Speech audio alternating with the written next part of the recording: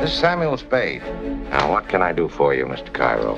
I'm trying to recover ornament that, shall we say, has been mislaid.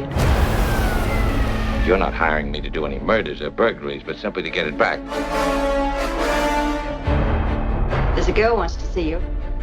Mr. Spade told me about your offer for the Falcon. After what happened to Floyd, I'm afraid to touch it except to turn it over to somebody else. What exactly did happen to Floyd?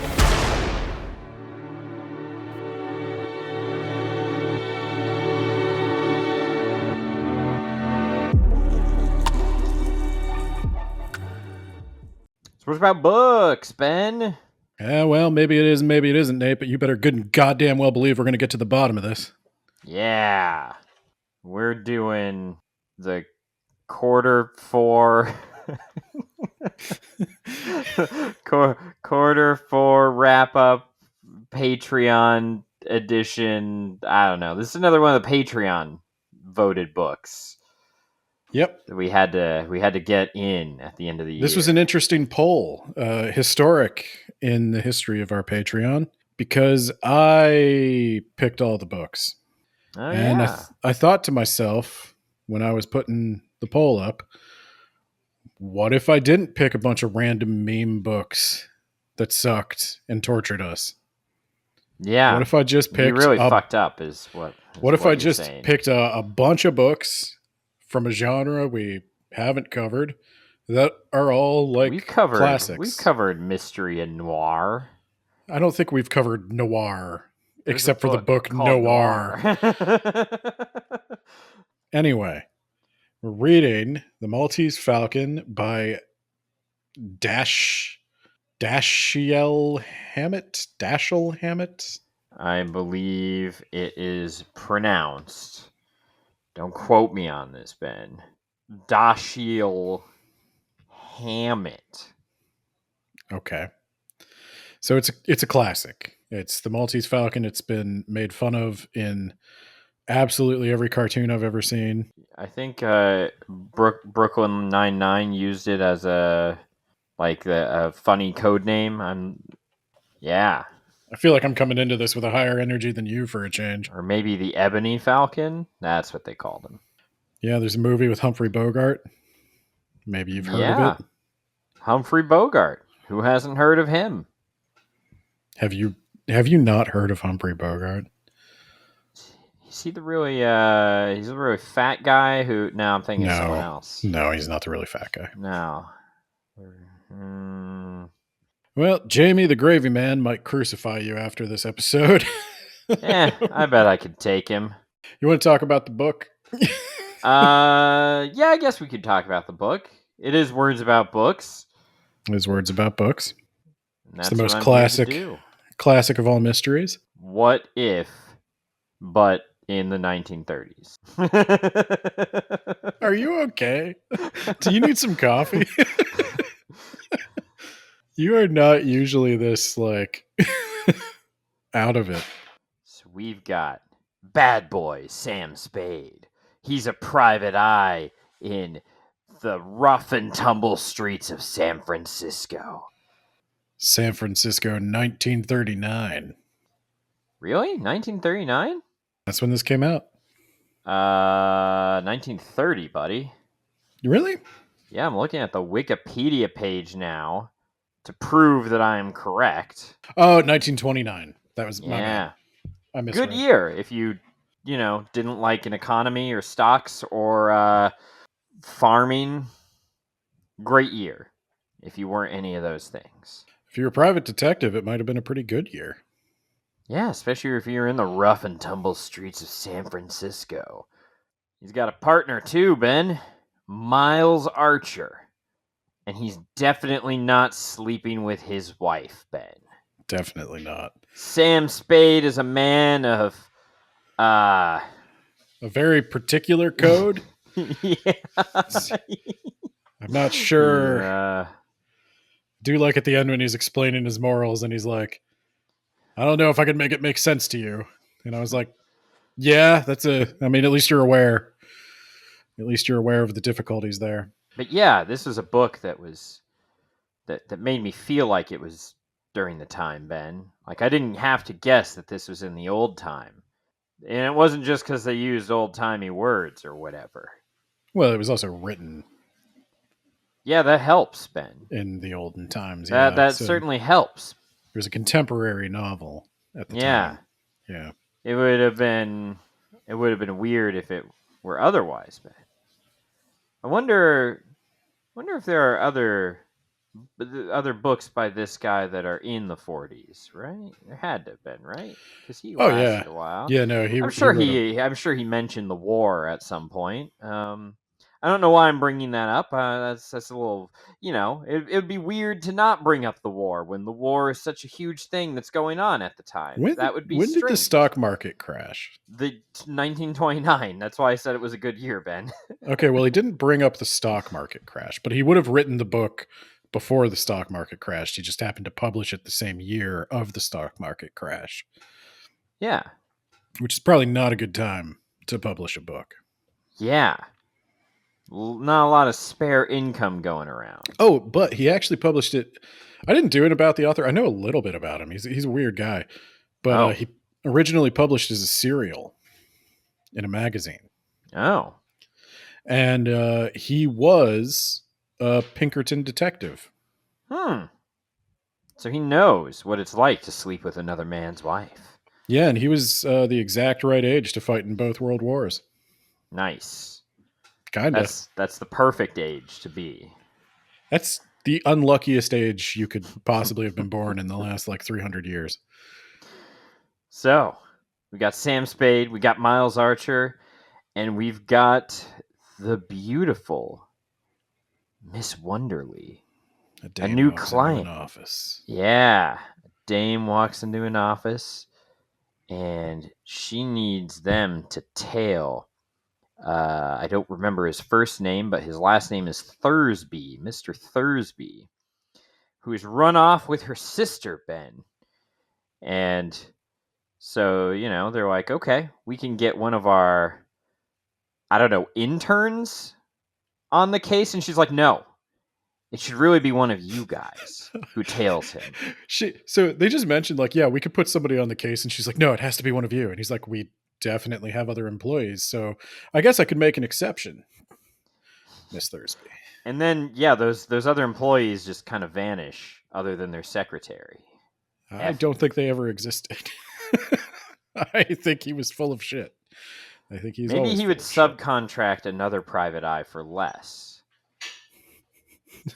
but it has to be one of you, because mightn't he hurt her?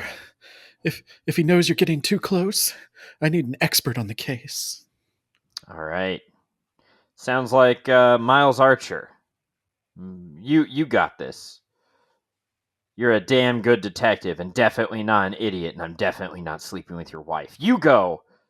You follow Thursby, and we're gonna get Miss Wonderly's sister. Thursby all the way to her round derriere. Because I'm also cheating on my wife. this is why I don't feel bad about it. It's 1929. We're all smoking cigarettes and having a lot of sex. I guess maybe that was the thing in the 20s. I don't know. The swinging 20s is the jazz age, and it's gonna last forever. Prosperity forever. Put all your money and your savings in the stock market. It's going to the moon.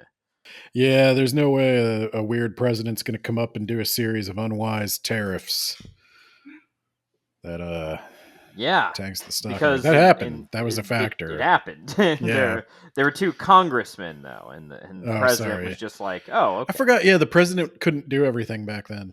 Yeah, the president wasn't like a mini king until FDR expanded the executive branch, and then blammo. Kapow! Boom! Bang! Oh, God, my chest and heart. Archer's dead. Archer's real dead.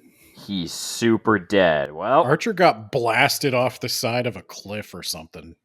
He got absolutely decimated. He got shot. He once had internal organs. He does not anymore. Archer gets shot directly through the heart, one bullet. Goes through a chain link fence, rolls down a cliff and wedges between a boulder and the hill itself.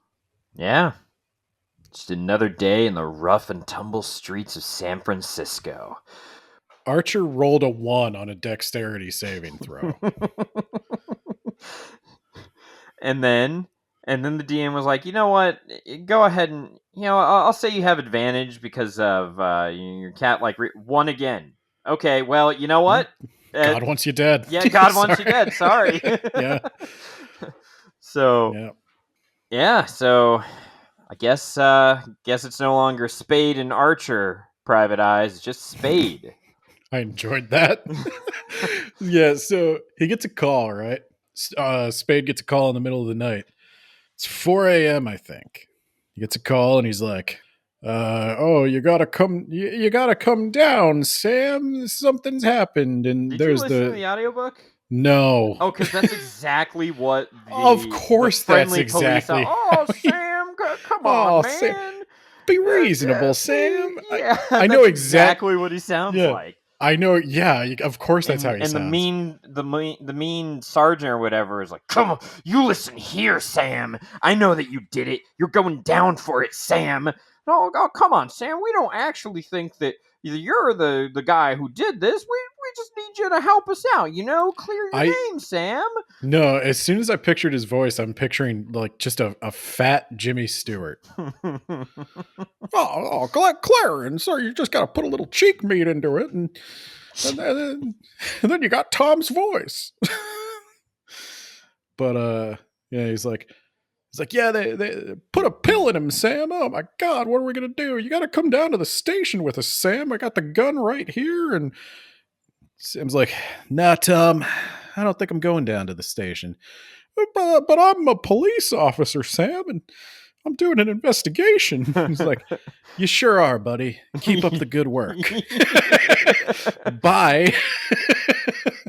I got to tell the widow. I got to tell his wife what happened. And he's like, oh, geez, that's awkward. Yeah, it's going to be super awkward. To make her feel better, we're going to, how they say, like, imagine them in your underwear or whatever? Yeah, that's what we're going to do for her benefit. He walks over to a phone booth and he calls his assistant at 4 a.m. in the morning and says, hey, I need you to go tell Miles, his wife, he's dead. We get one side of the conversation and it's like, Miles, yep, he's dead. Well, now don't get excited. And I know that one of your bosses is dead, but like, calm down, lady. Jeez. Yeah, and I need you to go tell his widow. And I'm going to vanish for a little while. Sam, the whole book is told from Sam's perspective, except for the weird times when Sam's not, like, there's weird gaps all throughout. Yeah. Kind of makes you wonder.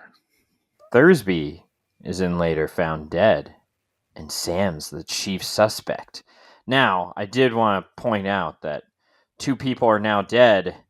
The police are mobilizing like 2 or 3 detectives. Not that big of a deal. There's not a huge manhunt. I don't know why I'm bringing that up. None of these people were rich yet. Oh, yeah. There you go. Yeah. I don't know why I'd bring that up. That, like, police seem to have some better things to do than to... Anyway, we'll just move on to the story. Sam is suspected. Sam is hella suspected. He's suspected to have killed Archer, or perhaps to have killed Thursby. Well, they think he killed Thursby to avenge Archer, because he shows up at the door. But they did try to pin... Because he has a conversation with them. He's like, well, first you said I killed Archer, and now you said I killed Thursby to avenge. That makes your first one fall apart. It's the other way around. It's the other way around. So they come up to his apartment, and they say, you killed... where were you, Sam? And he's like, blah, blah, blah. I had to tell the widow. He's like, oh, you had to tell the widow. Did you go over there in person? He's like, maybe. Maybe. And they're like, you didn't go over there in person, Sam, because we checked. And you know who was there? Your assistant at 4 a.m. Hope you're paying her overtime. That's illegal if you're not. I don't think overtime was a thing. I don't even think it was a thing. No, It was a terrible time. And so then the guy, Sam goes, overtime sorry, 8 years from now. Anyway. See, it's an easy mistake to make. And fair. Tom's like, Sam, come on, we're trying to find the guy who killed Archer. You gotta, or Miles, whatever the fuck I call him. And you gotta help us, Sam, or he's not gonna get, his killer's not gonna get found, Sam. And he goes, I'll bury my own dead. I'm fucking cool. Yeah. I'm gonna roll and light the cigarette. That's right. I roll my own. And then Dundee's like, that's just what I was saying to Tom on the way over here. I said, that's Sam Spade. He's a guy who I bet likes to keep family matters in the family. And he's like, yeah, guess I do. And he's like, and that's why you killed Thursby. And Sam's so fucking cool. He's just like, when did I do that, huh? Doesn't even bat an eye. He never bats an eye. He has a wooden face. And there's another thing about this book. Shrug casually. He shrugs. Everybody's got rounded shoulders. Everybody's face changing colors constantly. Yeah. I don't know if you noticed that, but the descriptions of people. Yeah, I definitely remember towards the end, her face turns red and then turns white. It's like, yeah, wow. I thought like, okay. He's just talking about women, but no, he does it with the men too. Like people are white, red, yellow. They're just always everybody. You can tell what they're feeling because their face is a different color. And everybody. Oh, and sunburned. Did the word tan not exist? No. Everybody's sunburned all the time. Well, that's because we live in the rough and tumble streets of San Francisco. It's sunny here all the time, Ben. And on the subject of slang, Hard we'll get to this. Live here. We'll get to this character in a minute, but I wanted to bring this up. I laughed. I was reading the book on the couch, and I joked with my wife. I was like, "Oh yeah, it's this funny sentence where a guy comes into his office and his assistant's like, he's queer, Sam." And I was like, language changes, doesn't it? And it's like, no, that was a slur. Yeah. Yeah, I know who you're talking about. Yeah. No, she meant that. That was not a Tolkien queer folk abroad kind of thing. That was that man was a homosexual. Okay, so the cop suspects Sam. Sam is just so goddamn cool. You got nothing on me. And then I think the cop punches him in the face, or maybe that's the next meeting. That's next time. Okay, well, in that case, he doesn't get punched in the face. Now, Dundee wants to take him in, but Sam's like, you got nothing on me, and I'm not talking. And they're like, well, who's your client, Sam? And he's like, I'm not talking about that. Attorney-client privilege, maybe. I'm not sure. I've got to check. Yeah, that's how that works. There's so he does later actually check with his scummy lawyer if he has attorney-client. He actually checks. He's like, so you know how like you can't, like your doctor can't tell on you, and your priest can't tell on you, and your lawyer can't tell on you. Your private detective, am I one of those? and the lawyer's like, no, you're not, Sam. Shit. I feel like that's probably on the licensing exam, but anyway, you can just not answer their questions, but then if they, put you under oath, then you'd have to answer their questions. But until you're in a courtroom, you could probably just shut up. But you will be in a courtroom eventually. And I enjoyed that. There's also another part where he'll say it's not a crime to play a joke on a cop. And it is. Yeah, it is. I don't know if it was back then, but it sure as shit is now. Yeah.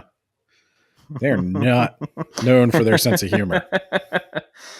So then Miss Wonderly returns, and she is in fact, what's her first name? Is it Bridget, or her last name is O'Shaughnessy? Her real name is Bridget O'Shaughnessy. Yeah. But Miss Wonderly she's like, I need your help, Sam. I need your help. There are bad people after me, and like I love you, Sam. Would it help if I lightly tongue you? Is that would that get me anywhere with you? Would it help if I did my feminine wiles on you? Yeah. Yeah. Oh boy. I love the way you roleplay feminine wiles. If you start asking too many questions, I'm gonna take you to bed, Sam. Well, for a while she plays the ultimate like damsel in distress. She's like, I've done bad things, Sam. I've done bad things to good people, Sam. I've done terrible things that I'm ashamed of. And then he'll bring something up, and she'll be like, "How could you ever accuse me of such a thing?" I don't know, Sam. It's just I can't tell you, but there's bad men after me, Sam. He's like, can you name one of them? He's like, no, Sam, no, I can't name a single bad man after me. They're so bad, Sam. And he's like, okay, well, how much money do you have? Well, Sam, I spent everything on this apartment, Sam. And he's like, well, yeah, okay, but like, no, you didn't. Yeah, and also, like, this is before San Francisco is impossible to live in because of high prices. So, yeah, that's not that much. You're definitely good for some money, you know? She's like, I only have $500 left, Sam. He's like, I'll take it. She's like, but I need something to live on, Sam. He's like, okay, it's $500. Here is $17.50 back. And in 1929, that's going to get you a lot. Yeah. Actually, it deflated, right? Yeah, I think... Yeah. Hang on to that. Deflation rewards the saver. Put that shit under your mattress. And at some point, I can't remember the order in which she shows up. The widow shows up after Sam expressly told her to stay away. Yeah. He wanted her to stay away for a couple of reasons. The first reason being... he's tired of her. Well, I was going to say the first reason being if they're seen together, it'll be a motive because they've been sleeping around behind. This is when you find out they've been sleeping around behind his partner's back, and Sam is maybe not a great guy. But then you find out that he also can't stand her. Yeah, awful woman. It's not even fun anymore now that your husband is dead. So I can't even secretly get at him while I'm getting at you, if you know what I mean. I'll be honest, I was thinking of him every time I was with you. I just imagine the look on his face when he comes in here and just thinking of his stupid, doing it, and then square, handsome face, and then the first thing he says is, "Well, hey now, I'm also cheating on you." And he has a woman on his arm, and it gets awkward, and then we have to like start talking deals, I guess, or something. Like, how are we gonna do this? Like, do I leave with your mistress now, or like I don't know. It's all awkward. But it's the 1930s and we're swingers. She accuses him. She's like, "Did you kill him, Sam?" And he's like, rapidly less cool.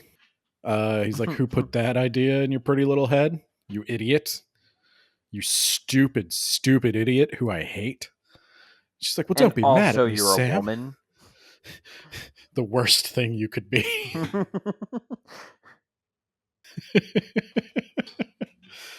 Oh boy, we'll talk about some of the prejudice, but he asks her, where'd you get that idea? And she's like, "Well, I thought that maybe you killed him so we could get married." He's like,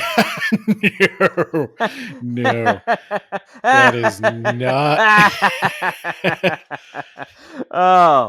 Oh God. Oh, that was some good shit. Oh, you gotta warn me. I literally busted a kidney. Holy fuck. Yeah, no, I killed him so we could get married, and then I thought I might tie some cement blocks to my feet and go for a swim. Are you fucking crazy? And then he as says well as like being this, a woman. Yeah, and then he's like, "This is why you shouldn't be allowed to vote." And yeah. I'm surprised they didn't go that way, because this was only like 10 years after. I don't know if it naturally comes up in the summary, but Sam, I mean, this was genuinely shocking to me, and I don't know, maybe I'm just... Oh my God, this is still during Prohibition. That's why no one's drinking anything. It's just smoking. He drinks nonstop. Constantly. What are you talking about? What? Yeah. Oh, he pours himself alcohol constantly. And okay, yeah, no, I don't know why I said that. You're right. They're like extra liquored up. Yeah. Especially Gutman. He's drunk most of this book. No, so he this was shocking to me. I don't know if it should have been shocking to me, but Sam just, I don't know how else to say, he just puts his hands on every woman he encounters. He puts his arm around their waist and pulls them tight, and towards leans the end, his head against like, their chest. Please don't touch me. And it's Effie is described as being his gal Friday, his secretary, she's young with a boyish face and lives with her ma. yeah. And guess he's what? just always There's grabbing no her HR legs. here. No, there's no HR here. You got a problem, you got to report it to me. And well, I think even if there was an HR at this point, they'd just be like, well, did you give it to him? Yeah. He's your boss. It's the 1930s or late 1920s, whichever one. Yeah, he's always kissing people on the mouth and grabbing their face. It's He's weird, resting too. His head on O'Shaughnessy's boobs later. Yeah, no, it's so weird. He's just like, the way he grabs people, it's just like, I mean, you hear the term objectify, but this is like weird. Like literally objectified. Like he's just like thinking. He's like just you're playing with you like you're a fidget spinner, and he's just putting his fingers. He just walks over to her and then I put my arm around her waist and I pulled her close and I rested my head on her shoulder and called her an angel. And it's like, okay, how old is Effie? What are you doing? How old is Effie and how old are you? I mean, that's the least of our worries at this point, but Jesus Christ. Can't you see if you make me do it, you'll be killing something, Sam? It's like, oh, lady, you're barking up the wrong fucking tree. Yeah. This guy's a monster. Oh God. Okay. So, I forget what the hell did she even pay him to do? I don't even think he knows. I think she needed protection, and she wanted him to get something for her. And then at some point, Cairo ends up. Yeah, Joel Cairo comes in, and Joel Cairo. He has an interesting voice in the audiobook. Oh, does he? Could you describe it to me? Oh my God, it's like. Is it offensive? Is it bad? No, but it's definitely. I wish I had my phone with me. I'd pull it up and I'd just play it. Like, oh, Mr. Spade. Oh no. Yeah. Oh, because he's the Levantine. Oh, Mr. Spade, I need your help. You see, my employer needs to find something. Is your employer Frankenstein? What the fuck's going on? Yes. Yes, Mr. Spade. It lives. It's alive. Yeah, that's what it sounds like. He's like, okay. And now, Mr. Cairo, I don't think that's his real name, but Mr. Cairo that's his real name. That's what they always call him. That's what they always call him, but I don't think that's his real name. I can't believe that you would besmirch Cairo's. You think the Middle honor Eastern guy's like real that. name is Cairo? Yes. Yes. Okay. I knew someone named America. Okay. Okay.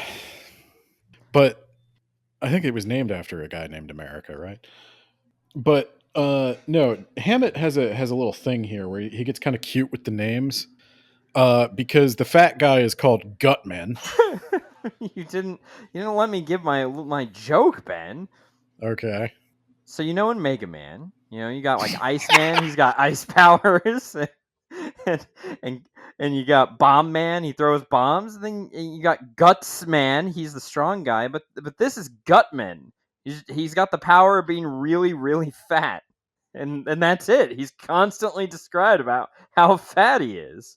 He jiggles. He's stuffed in his suit. Oh, Mr. Spade. Oh, Mr. Spade.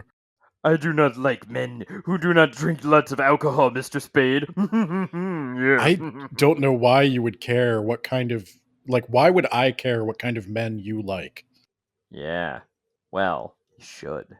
Because you should be that kind of man. Anyway, Cairo.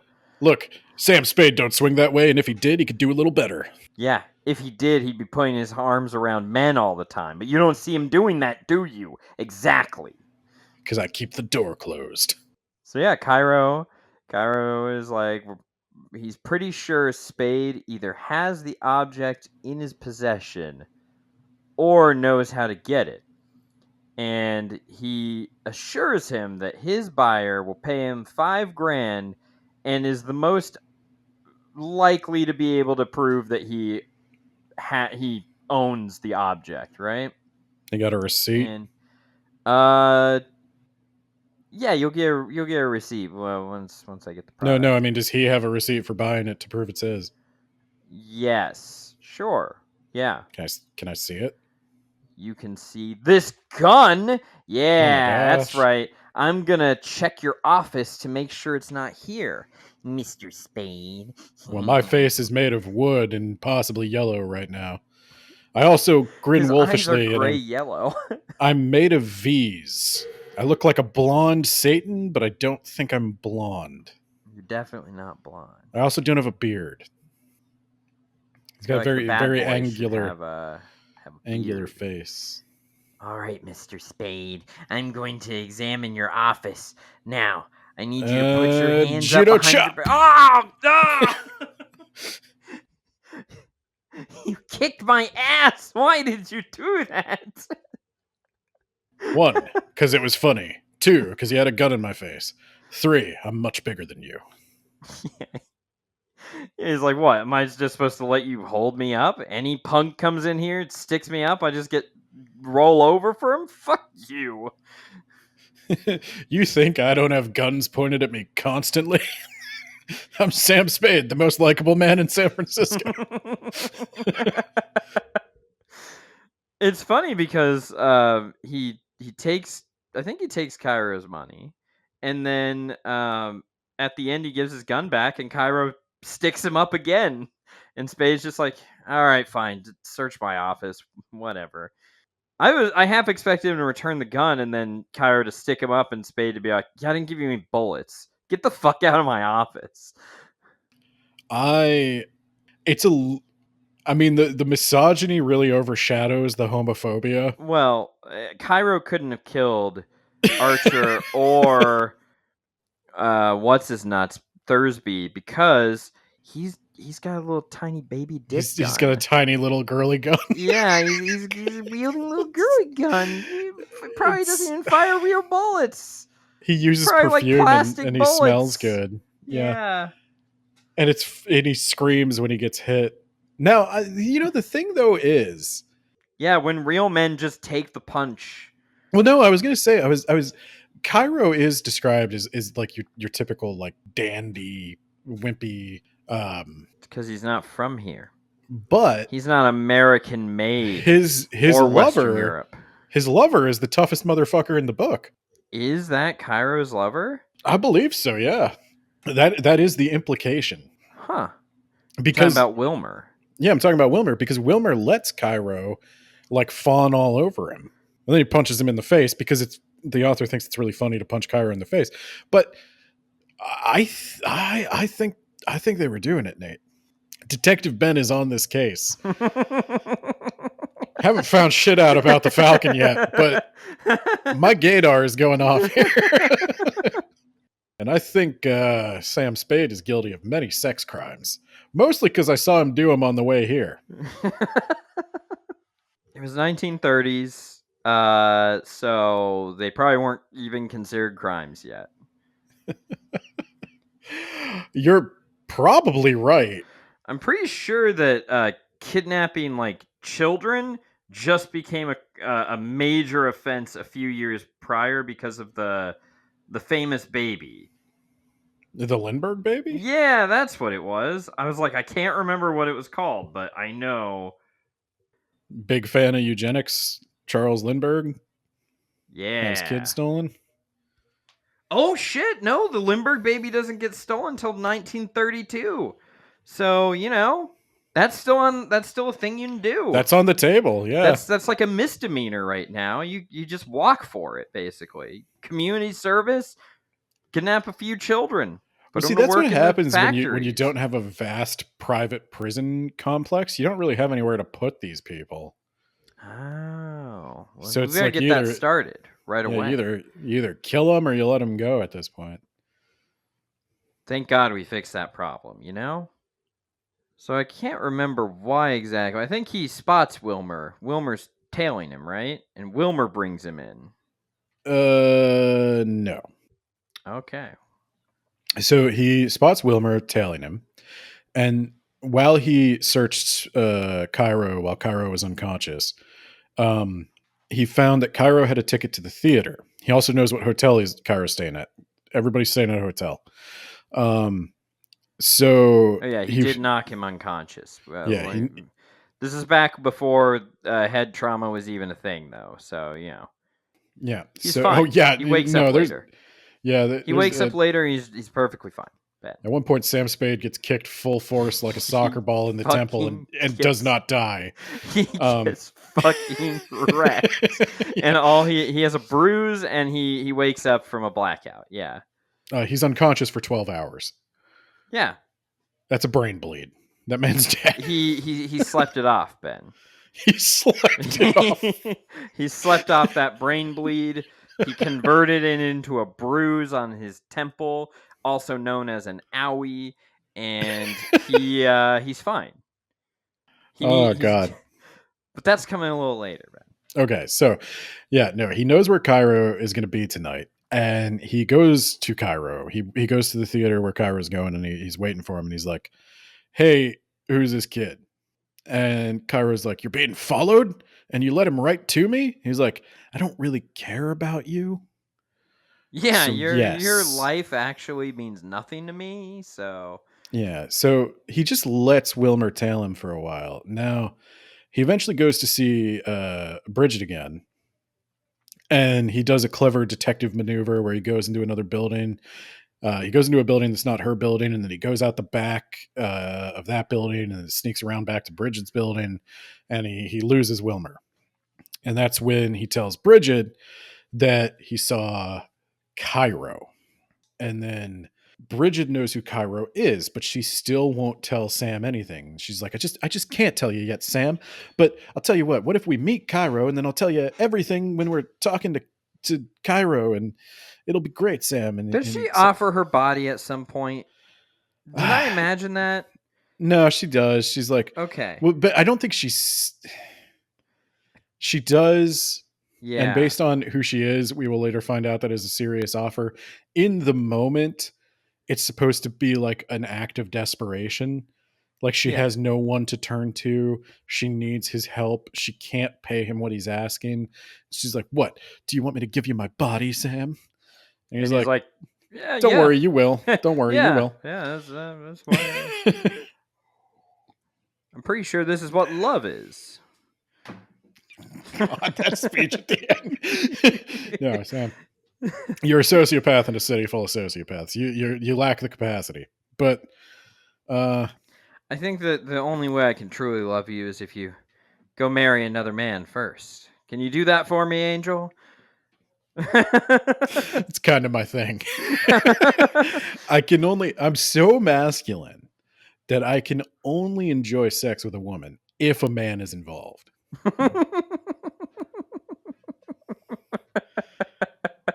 I just I need the challenge.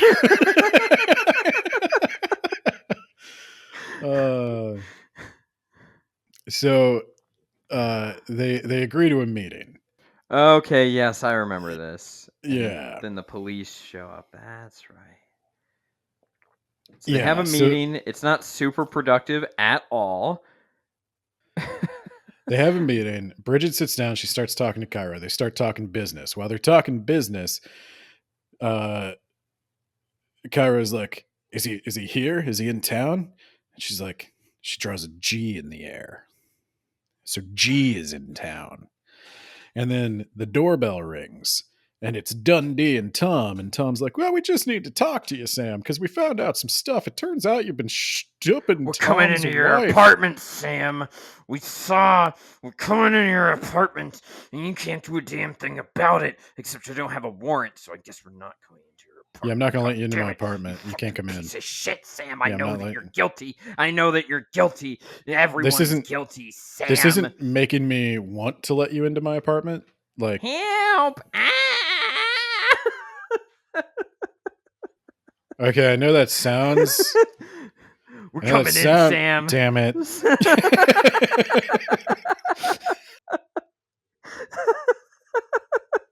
going to start rolling a cigarette now.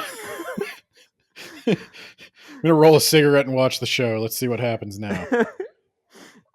So apparently, Cairo is screaming for help because O'Shaughnessy pistol whipped him. She pistol whipped him, yeah. Now, because it was with his girly little baby gun, it didn't like kill him or anything. It just injured him slightly, but He's enough bleeding. that he was calling for help. Yeah, he's his perfect sexy face is bleeding. He's also described as being a little doughy. He's out of shape. He's a man who enjoys concerts and theater. Yeah. That sounds like the type. Yeah, it's the type. Not out here on the streets like me, screwing the wives of very hot men.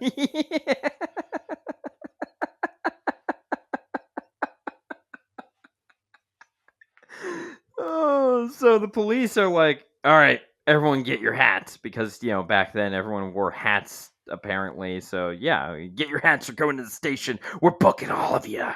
And then Sam, they come up with the dumbest fucking story ever. So here's how it goes. Here's how it goes, Dundee. Me and my friend, you've been giving me a hard time. You've been giving me the runaround.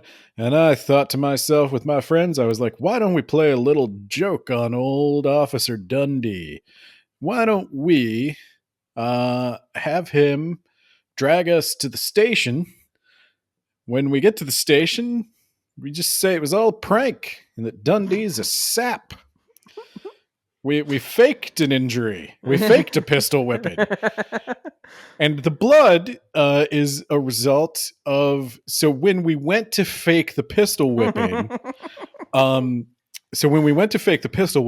he tripped and fell and hit his head off my shitty coffee table that I have to put away to put the bed down. And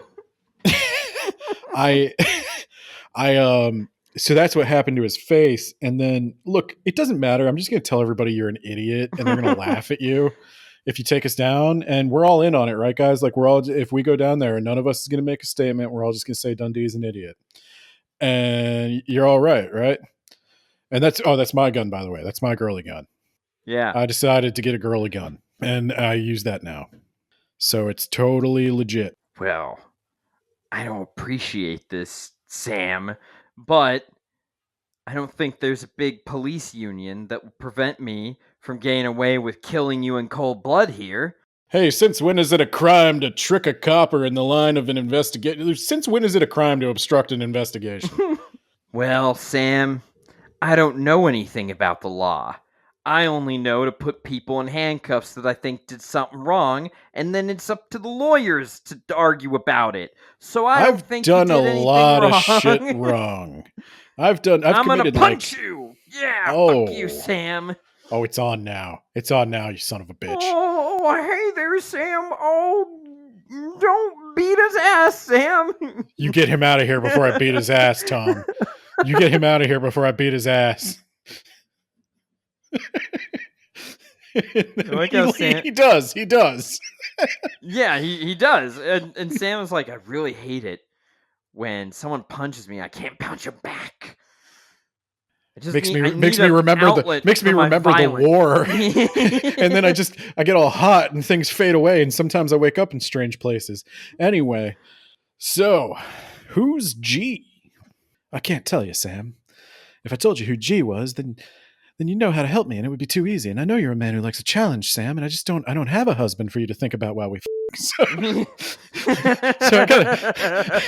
I gotta come up with something, Sam. I think this is when they do, right? Yeah, because he's asking a lot of questions. He's asking too many questions, and she's like, Sam, how about instead of asking these questions, you ask these? And wait, he's already seen her naked, so it's... No, he hasn't. Oh, you're confusing the end of the book with the beginning of the book at almost every turn. Well, okay. They just sleep together? Like, they go to bed? Well, they have sex, yeah.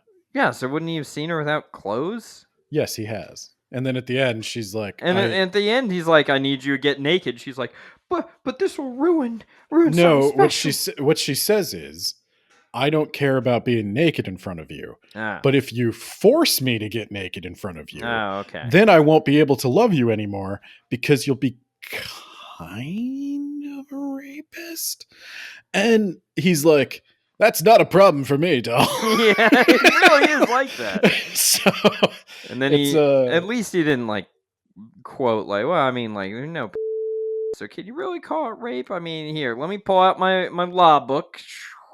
It makes me think of that Transformers movie when how because the fourth movie, a 21-year-old is hooking up with a 17-year-old who is Mark Wahlberg's daughter, and he's like, "Okay, I'm calling the police. What the fuck?" And the guy just like has a thing in his wallet that shows it's like Romeo a laminated car of the Romeo and Juliet. Like, actually, because we had a pre-existing relationship before this and this, and it's not actually statutory. And also, I think if you watch it on Amazon, there's like a thing.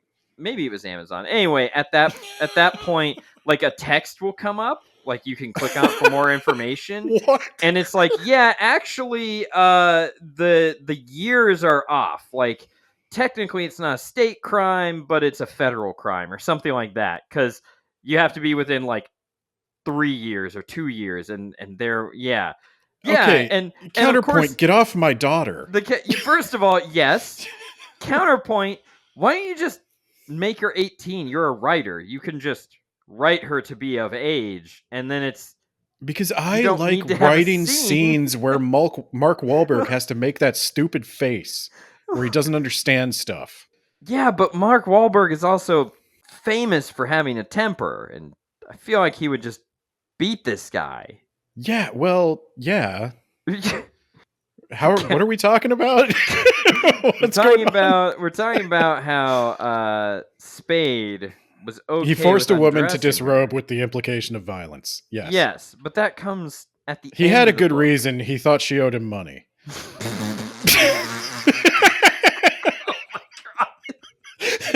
Oh my god. Oh Jesus. I didn't write the book, Nate. Fuck. Oh my god. All right. So he goes and searches her apartment, right? Before he goes and finds G, right? Yeah. Yeah, she's still asleep. For reasons. You know, she's still asleep. And yeah, he goes to search her apartment. He searches everything. He sexed her so good. She was crucially exhausted.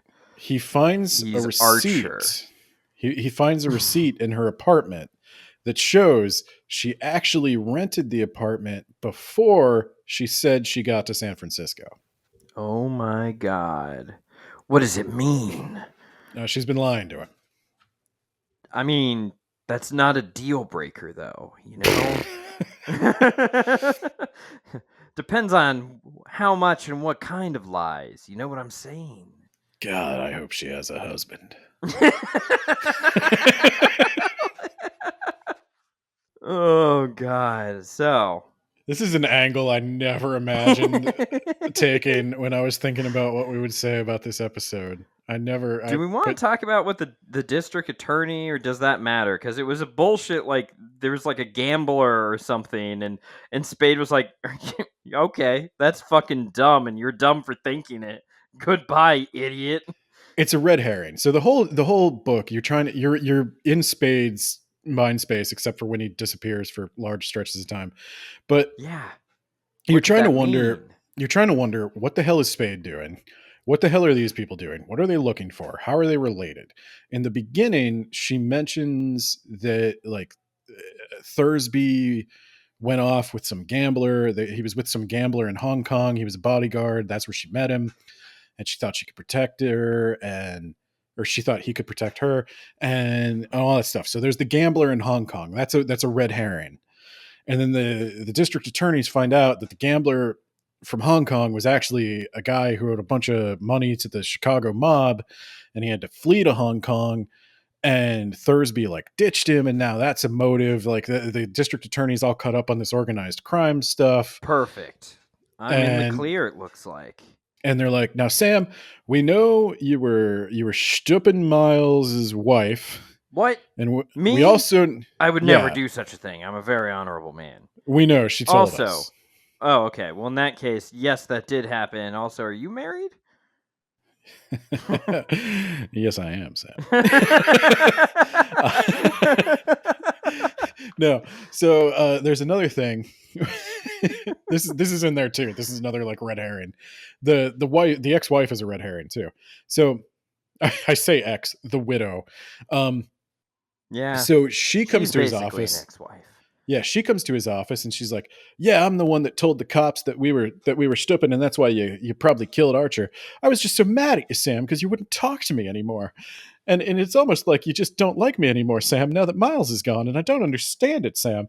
And so, but don't hate me, Sam. I'm sorry. I sent I the hate cops you. up." And Get the fuck out. and then he points out that, okay, so here's the thing, doll, angel, sugar, whatever.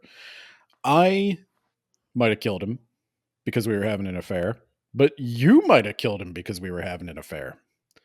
Did you ever think about that when you were telling the cops we had an affair?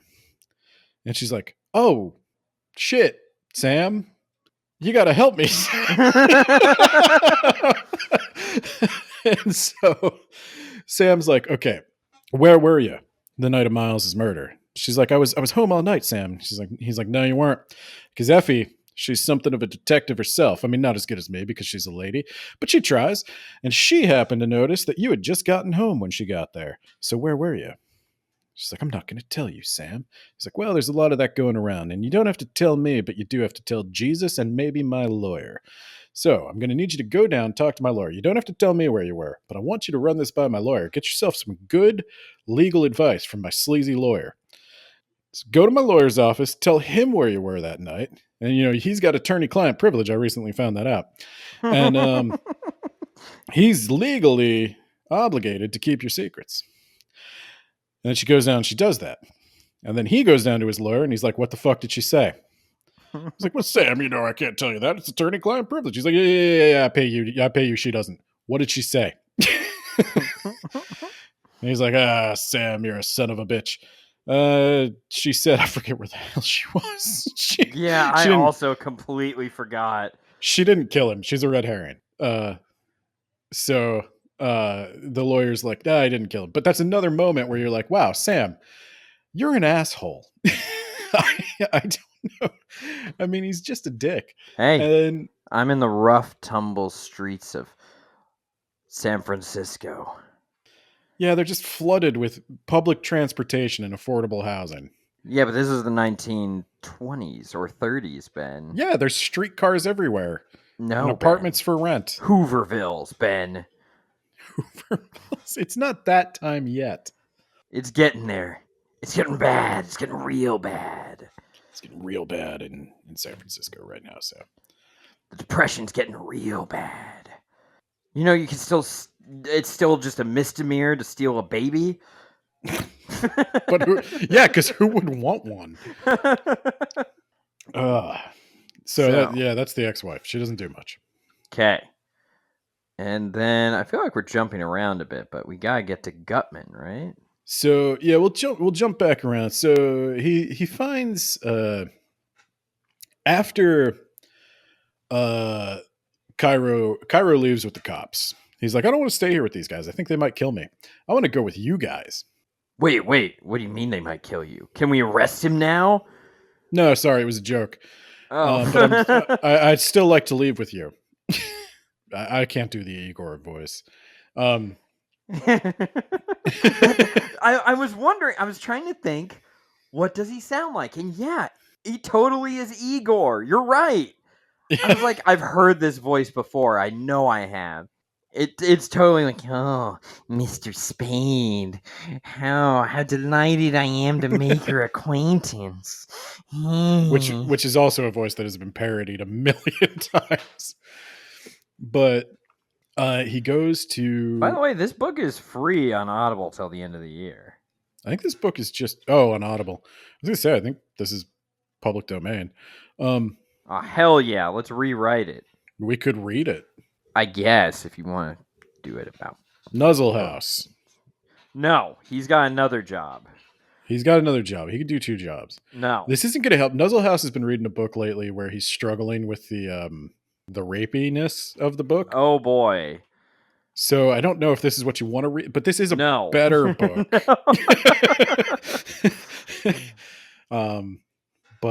Yeah. So Yeah, you're totally right. When you say objectify, it's like they are literal objects. He's like, literally like, it's not even a sex thing at a certain Yes. point.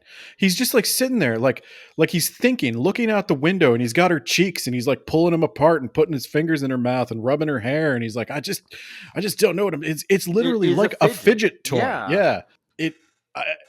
It's bizarre. I don't understand it. I don't understand a lot of Sam's behavior, but I guess I'm just not cool. So yeah, that's it. It's a lack of being cool. how many men base their entire personality off this book? So Sam goes to Cairo's hotel, sees Cairo coming in. Cairo was out all night, and he's like, Cairo, where were you? He's like, those. Oh, Mr. Spade. So where were you, Cairo? All night in San Francisco, a man of your persuasion. I don't remember. Where the fuck was he, Ben? He says he was getting grilled by the cops all night. Oh. Yes, I was getting grilled. Huh? By the police. None of my business. I am surprisingly non-judgmental about that. I just make a few weird cracks, but otherwise I don't seem to care. And he knows San Francisco. So he tells Cairo, he's like, look, man, I'm on your side here. Wasn't noir in San Francisco? All that shit is in San Francisco. Obviously, yeah. Oh my god. Yeah. Okay. That's why I brought it up, Nate. So he's like, yeah, Cairo, blah, blah, blah. I'm on your side, man. But like when the cops show up, I got to take her side because I got like the cops. I got to take her side, man, because if I take your side, what does that look like? You know, so, no offense, but like, you know, yeah, I have a reputation to uphold. Okay. And that reputation is fucking other men's wives. Yeah. Look, I'm a real piece of shit, but I'm not that kind of piece of shit. And so Cairo he smooths things over with Cairo, kinda. But then he sees we BFFs now. We BFFs now. I think he goes back to Bridget. He's running all over San Francisco doing. Yeah, I kind of lost the thread until suddenly he's in Gutman's office. So he comes back to look for Cairo. Cairo's gone. Cairo hasn't been in all day, but you know who is there? Is the kid who's been following him. Sitting there in the lobby with a good view of the elevator. He sits next to the kid, and he tells the kid that I need to see G. And the kid's like, shut the fuck up. And he's like, well, you could take that tone with me if you want, but you're going to have to talk to me before all this is over. And the kid puts down his newspaper and he's like, I said, fuck you. Now it's 1930 and I can't print fuck you, but I am going to go in the most roundabout fashion of describing what it would be like if somebody in a hotel lobby said, fuck you. And that's what happened twice. And then Sam gets him kicked out of the hotel, and the kid's really mad about it. Sam hates this fucking kid. Oh, yeah. He just loves pissing this kid off. It's funny to have a victim, Ben. I was gonna do like the words about books banter, like yeah. And then I thought about it, and I'm like, oh no, that is kind of how he thinks. That is, yeah. Yeah. If it's not Cairo, it's got to be the kid, the punk. Can you imagine like just living a day inside this guy's brain, heart, and lungs? Because he is, by the way, he is every 5 minutes in this episode, he has smoked a cigarette, if not more. Yeah, and they're unfiltered. They're unfiltered. He's just rolling myself. Yeah, unfiltered because I'm cool. And he's just throwing back liquor constantly. The only thing keeping him alive is walking up and down the hills of San Francisco. How the fuck do I even get liquor? It's San Francisco, and I'm well connected, and I don't commit any crimes except I don't commit any of the bad crimes. Well, I don't commit any of the like really bad. I don't murder my partner. Yeah, let me back up. So he has two meetings with Gutman. Yeah, so he gets back to his office. He gets a message from the kid, or he gets a message from Gutman. Gutman will see him. He's got to meet at a hotel. He goes to the hotel. First meeting with Gutman. This is where you want me to you want me to do the meeting? Okay. Yeah. Do you want me to? I mean, because what I remember is Gutman is like, okay, sit down, boy. You be Sam. I'll be Gutman. All right, I'm rolling my cigarette. I could do this in hotels now, by the way. You could do this in any room you goddamn well please without asking. So, do you have that thing everybody wants? I might. Can I have it? What's it worth to you? Like a lot, like 10 grand. 10 grand's a lot of money. Well, what are the other people offering you? You're my kind of man, Sam. I like the way you inhale smoke and exhale it. Yeah, you know what we should also do? We should drink an excessive amount. We should drink the shit out of this bottle. Yeah. Pop them tops. Yeah, I can't believe a cool guy like you is running around with a piece of shit like that kid over there. Was he? Like 18? Can't even shave. Fucking loser. Anyway. He does suck. Drink. Yeah. Shots. Fuck yeah. Okay, so like, do you have the thing though? I know how to get it. Shouldn't be too hard. Do you know what it is then? Because I'm getting the impression you don't know what it is. Well, I know that everyone. Is it larger than a bread box? Well, I'm getting the impression from a lot of people that they don't want to tell me what it is. They've all been real tight-lipped about it, but I know where to get it, despite not knowing what it is, because I'm Sam goddamn Spade. Huh. I don't think any of you know what it is. I think I might be the only person in the fucking world that knows what this thing is, which is admittedly going to make it kind of hard to sell, but I could tell you, but I don't want to. Okay. Get it for me for $10,000. Okay. Just do that. Let's do that. Okay. Or you could tell me, because I'm Sam Spade. Oh, God, you're my kind of man, Sam Spade. I love the way you say your own name. I love the way you talk in the third person, Sam. You're my kind of man. I want you under me. Sorry, but if you have working for me for $10,000. Oh. I have a daughter somehow. That is weird. yeah, that is very strange. She's with me for some reason. I brought her to commit crimes with me in San Francisco. Yeah, that is very weird. Anyway, it's super weird. Yeah. So 10,000. Yeah. Fuck it. I didn't do it for 10 grand. He doesn't agree to do it. He's like, you got to tell me. He throws a big fit. He's like, you're in or you're out. Yeah, I know he does, but I thought that was at the second meeting. No, it's at the first meeting. Okay. Because the second meeting is where he tells him what it is. Oh, that's right. All right. Yeah, I'll do it for 10 grand if you tell me what it is. You fat fucking piece of shit. I'm Sam Spade, okay? And I can't be all I can be if I don't know what I'm doing. You're making me so hot. Yeah, that's right. Yeah. Tell me more, Sam. Tell me more. Tell me what you don't like about me. Yeah. I don't like that you hang around with that stupid punk ass kid piece of shit. God, you're my kind of man, Sam.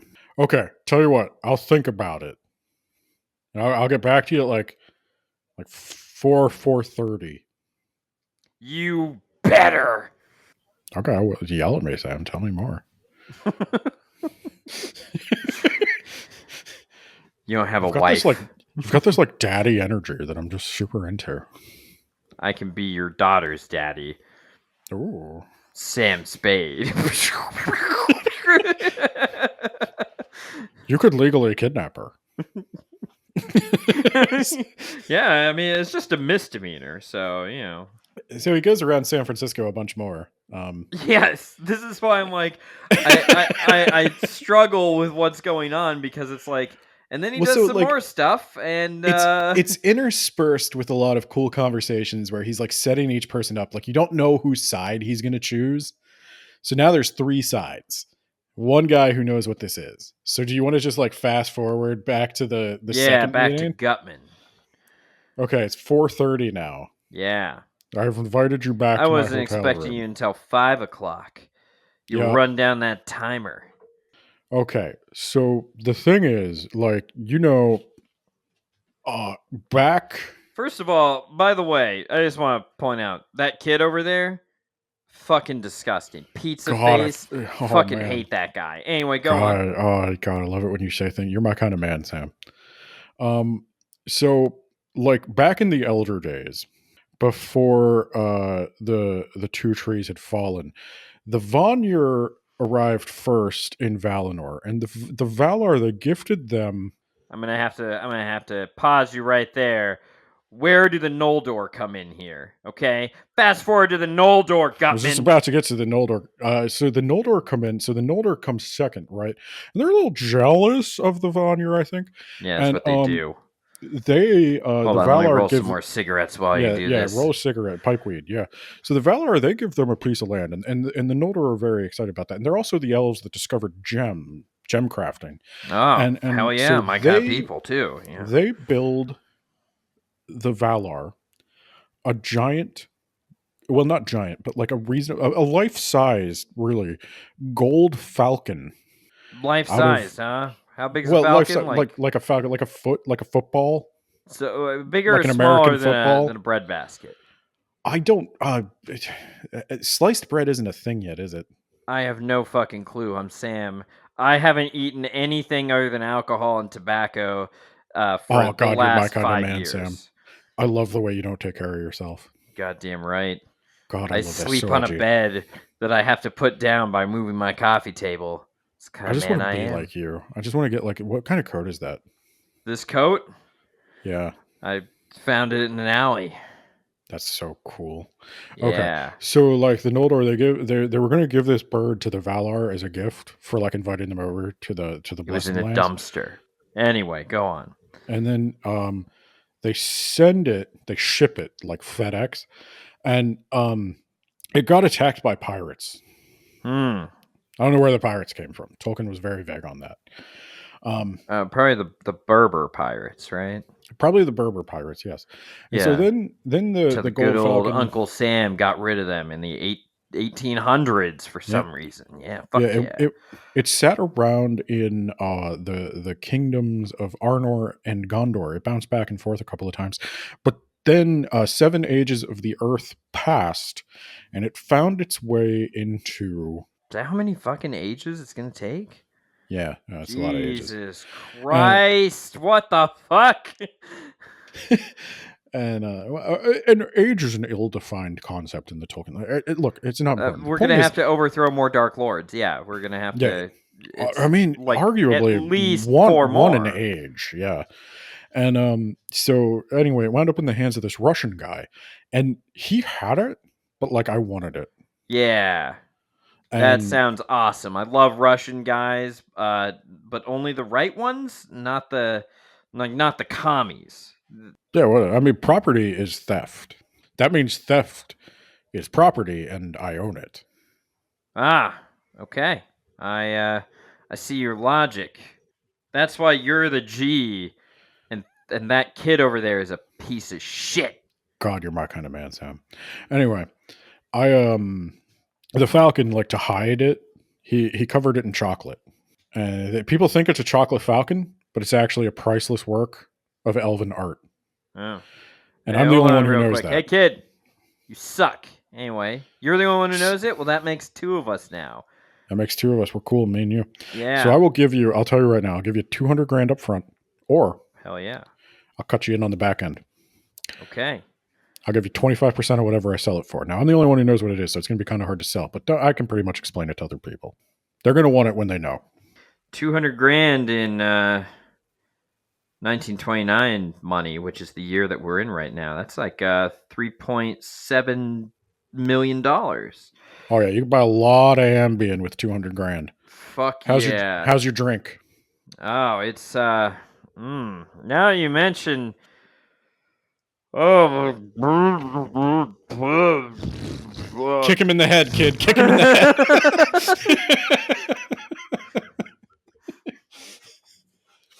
Sam wakes up 12 hours later. Yeah. You see, this is why he didn't have a brain bleed, Ben. Because he doesn't have blood. He's got alcohol. He just drinks and it will replenish. The alcohol acts as a natural anticoagulant, so it can't clot. It just stays There you go. like loose and limber through his brain vessels. The part of his brain that was damaged by that kick was already destroyed by alcohol and smoking. So you would think his brain would swell, but actually the hole that kid kicked in his skull released a lot of the pressure. Yeah, I don't know why he got kicked when he was already drugged, but well, because he'd been talking shit about that kid for like 16 hours, and yeah, but I think the kid just kicked him in the head. Yeah, but like, he's such a piece of shit. I mean, his name is Wilmer. Yeah, fucking. Yeah, he's a piece disgusting. of shit. He did kill a lot of people. Disgusting piece of shit. Anyway, I am gonna sleep off this bad hangover later. I've got to get me a Falcon, and then Effie is here, I think, because then Effie's here. Bridget shows up. Gutman's back in town. People are trying to kill Bridget, and he's like, "Okay, Bridget, you go hang out with Effie and Effie's mom, place them in mortal danger, and get over there." But then Bridget doesn't get over there. He sends Effie in a cab, and then he sends Bridget in another cab so that people can't follow him. And then Bridget stops the cab on her own. When she's on her own, she stops the cab. She gets a newspaper. She looks at the newspaper, and then she tells the cab to fuck off. And then she goes somewhere. And then Cairo's missing. Gutman's missing. Bridget's missing. So he talks to a hotel guy who's his friend. And he's like, "Hey, you know that Cairo guy? He's foreign. We don't trust him. Yeah. Let me search his room." And he's like, "Yeah, fuck yeah, let's do it, man. I love you, Sam. You're so fucking cool." Yeah, I know. Anyway, how's your wife? Oh, Sam. And they go up and search Cairo's room. Everything's gone. But he left a bunch of stuff in the wastepaper basket. And he clipped a news article from that paper, that probably the same paper that Bridget read. And he gets a copy of that paper, and he finds out that the article the guy clipped was a list of boat arrivals, which is a thing. And one of the boats was coming. I wouldn't know because I'm in a landlocked location. So one of the boats was coming from Hong Kong. Back in the good old days when it was under British rule, am I right? Yep. Now, he goes, he comes back to his office, and he's like, "Okay, so now I know what boat they were going to. Oh boy, wasn't there a war going on? Oh, I guess that's not for another few years." So then Effie comes in, and he's like, "Effie, why is your face all covered in soot?" She's like, "Oh, well, you wouldn't believe it, Sam. I was just down by the harbor, and there's a boat on fire. I think it was from Hong Kong. It was the La Paloma." And he's like, "You don't need to say the La Paloma, kid. That's bad grammar." And she's like, "Fuck you, Sam. Fuck you." Anyway, okay? I'm going to remove my hand from your buttocks now so that I can go down to that ship, I guess. Oh, yeah. And Effie is like, "You don't think Bridget was on that ship? You don't think she could have been hurt, do you?" And he's like, protect her, right? You're going to protect her. She's a good egg, Sam. She's not a good... My women's intuition says she's a good person. You need to protect her, she's a Sam. good person? Do I? Like, fine, I'll go. Shut up. Stop making me feel bad. Effie, when are you going to get married? Yeah, when are you going to get married, Effie? If I were you, I'd marry a strong man. maybe a dock worker.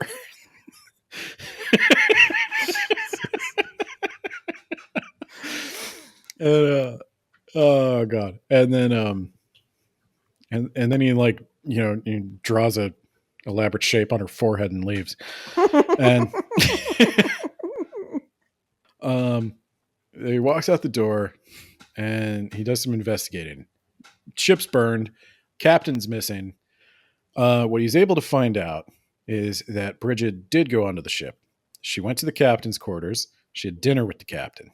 At some point, Cairo, now Gutman, she's suddenly more attractive now that she's having dinner with another man. Captain, you say?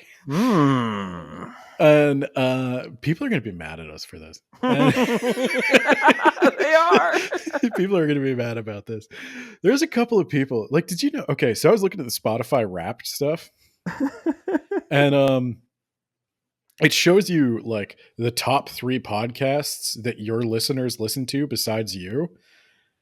And it was last podcast on the left, the Joe Rogan Experience, and a third one. It was some other like really popular podcast. And I was like, who listens to us a lot and also listens to the Joe Rogan Experience? Guilty as charged, Ben.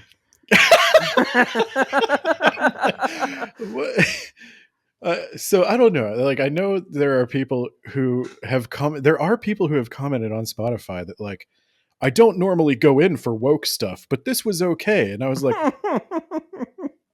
are we advertising ourselves as woke? I don't know. I don't know what we are. Like, I don't know who listens to the show. I don't know what you're doing, but I hope you're having fun. If you're listening to this and then you're gonna go shotgun some Joe Rogan, man, give me money.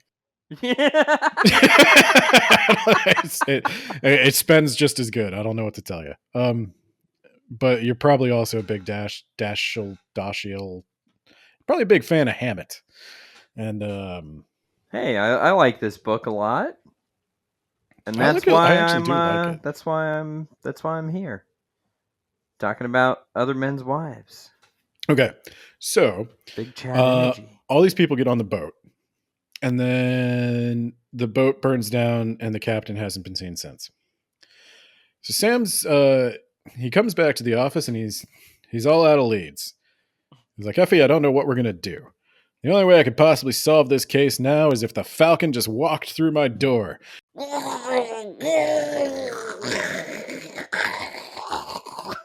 A giant man choking on his own blood stumbles through the door holding a football-sized package. God damn, I am a great detective. Am I right? He goes, Solve the mystery. Sam Spade.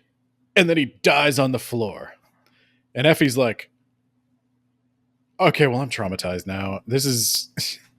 God, that was a lot. What's in the box? And he's like, oh, and he has Effie's historian cousin confirm that perhaps, yes, the Falcon did indeed come from the Noldor.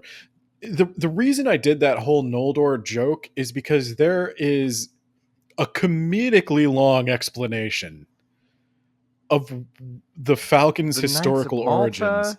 And the King of Spain and the pirates, and then it's lost to history, but then it shows up later, and a general from Russia is exiled to Constantinople, which I guess we still called it Constantinople. Even though... was still Constantinople, I think. Is it?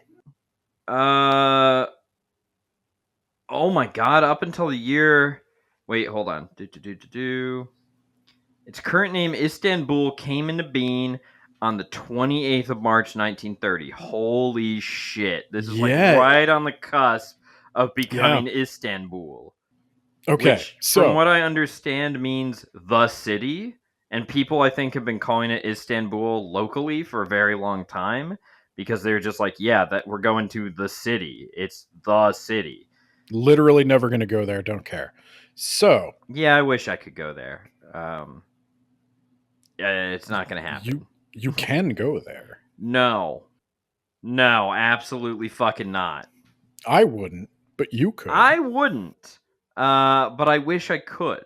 just before you go, leave instructions for whoever you want to take over this post after you. Yeah, exactly. That is exactly the reason why. You'll be fine. You're a pretty worldly guy. I'm sure you can find your way out of it. This guy walks in. He dies. He brought the Falcon. The reason I did the whole Noldor thing was because the explanation of the Falcon is comedically long. And I say comedically long because I think it's supposed to be funny. It's ridiculous how important this Falcon is. Hammett needs you to know how important this Falcon is. It's super fucking important. It's the biggest deal in the world.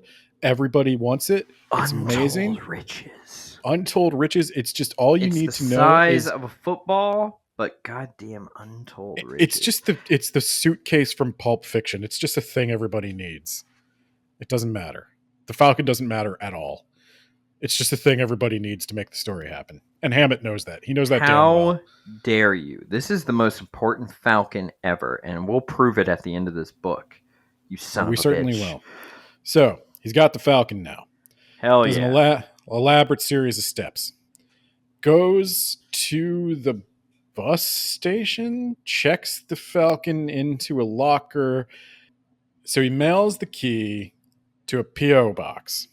And then he goes and he meets back up with, he can't find anybody. He looks around, gets back to his apartment, and then who's standing there but Bridget? And she's like, oh, Sam, you got to help me. And he's like, yeah, whatever, let's go. And then he goes up to his apartment, and everybody's there. The gang's all there. Cairo's there. Cairo emerges from a bathroom. Like Wilmer emerges from the another room. Gutman's comes out of a wall. I don't know. I don't feel like Gutman's just sitting on a chair. He's not. I'm not moving. I've been on my feet all day. Okay, I've been on my feet all day. I'm not getting up. I'm gonna read your books. So they have a long series of negotiations. Holy fucking shit, was it a long series of negotiations. We're going to need a fall guy. Well, that just can't happen. Okay, but that's part of the thing. Well, too bad. You should make it not part of the thing. Yeah, but it is, and you need me to get the Falcon, and we need a fall guy, so that's what we're going to do. Okay, well, who's the fall guy going to be? Well, maybe it'll be Cairo. Nah, okay, it won't be Cairo. How about the kid? Kid's a piece of shit. Hate that kid. Fucking piece of shit, oily looking motherfucker. I bet we could pin the blame on him. He's pretty easy. No one likes him. No, it can't be the kid. I love him as much as my son. Oh yeah, we forgot that they drugged Gutman's daughter. I don't know what the purpose of that was. It was to send a message. I did not get the message. Anyway, I think it was to distract while they searched his apartment and everything. Oh, okay, and all right. Well, maybe you should still fuck the kid. Okay, but he's like my son. But I guess I can get a new son. But I don't know. But phrasing. Anyway, and yeah, okay. How about you give me? Why are you only giving me 10 grand? I was promised 20 grand. Well, now we have to pay more people. Okay, but fuck you. You said 20 grand and I have the Falcon and you don't. And I mean, you could shoot me, but then you won't get the Falcon. And you could torture me, but then I'm either going to force you to abandon your torture or to shoot me. And again, you won't get your Falcon because I know you need me alive. You can't just kill me. So this 10 grand, all right, I guess we can do 10 grand, but we still need a fall guy. I demand we get a fall guy. Bridget, hold this 10 grand for me. And don't take any of it. Don't take any of it. And then it'll have to be a really uncomfortable scene later if I think you took any of it. And then the boy is like, make him lay off me or I'm going to fucking shoot him. I'll kill him. I swear I'll kill him.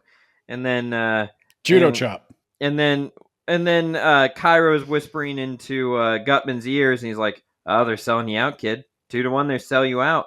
And he's distracted for just a moment. And yeah, he did judo chops him, and they're like, "All right, cool. Now we got a fall guy. Let's pin everything on him." First one unconscious is the fall guy. That's how that works. He's a literal fall guy. You get it? He fell on the ground. Frat party I've ever been to. A little Sam Spade humor for you. Anyway, 10 grand. This fall guy, you'll give me more installments later on. Sounds like everything's coming up, Sam. Okay. So, hands the envelope back to Gutman.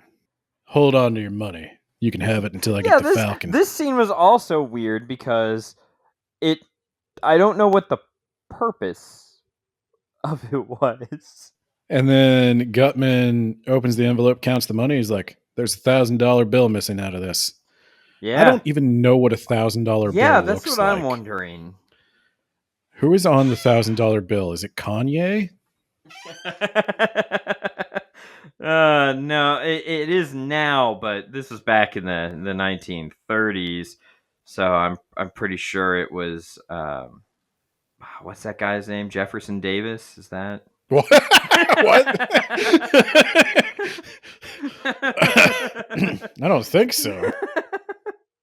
Grover fucking Cleveland was on the bill in 1928. Man, fuck that guy. Yeah, he's not. So his one claim to fame is that he was the only president to have 2 non-consecutive terms. Well, guess what? Well, yep. Yep. Your old news, Grover, dumbass. Now you're just a muppet. Okay, so, well, I got a simple solution for this. We're just gonna find out if she took it. We're gonna go into the bathroom. She's going to allow me to search her. And it won't be awkward at all. Everyone's going to agree to this. Don't even think about leaving, because you'd have to walk in front of the bathroom to get out of there. And I will tackle you. So he goes into the bathroom. And this is where they have the famous conversation where he says, strip. It's famous. We made it famous. It's famous in this episode. Strip. Strip. And that's what she's like. She's like, "You can't make me do this, Sam. You don't trust me?" And he's like, No, I don't. No, I don't trust you. Not even a little bit. Anyway, clothes go off. But Sam, don't you see if you... Yeah, I've already seen all this before. If you, it's not that I mind being naked in front of you, Sam. You know I love being naked in front of you, Sam. It's just if you make me do it, then you'll be killing something, Sam. You'll be killing our love.